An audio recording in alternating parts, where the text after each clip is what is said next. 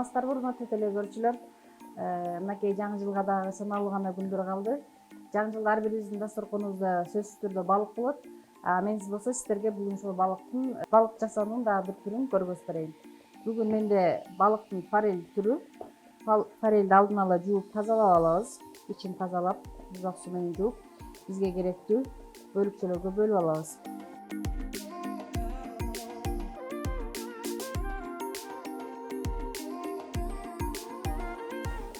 Бөлүп алган соң балыгыбызды маринадтайбыз. Татына жараша туз, кызыл калемпир, кара калемпир, лимон согу,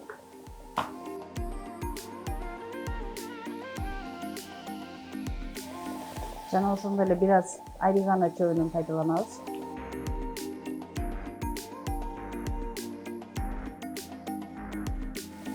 Акырында оливковый майдан колдонобуз.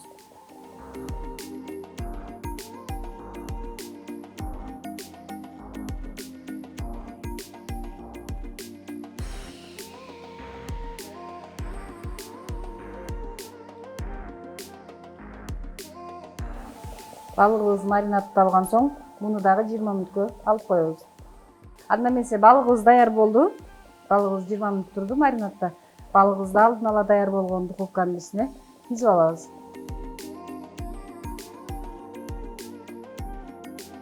Бизге балыктын башы, куйругу дагы керек болот. Анткени дасторконду коздогондо балыктын башы менен куйругунан дагы колдонобуз.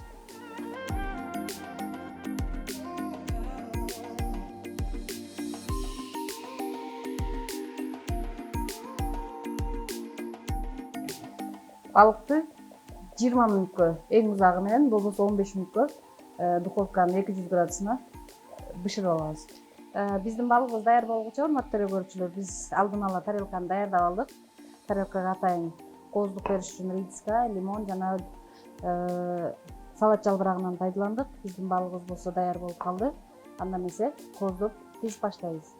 Биринчи балыктын башын тизип алабыз.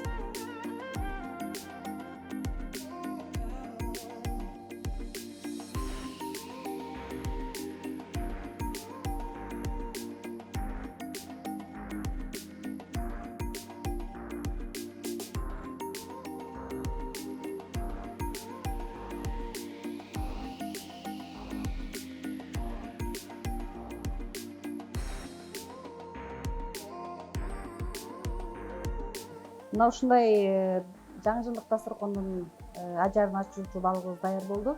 Сиздер да үй шартында жасап, жакындарыңыздарды кубандырыңыздар.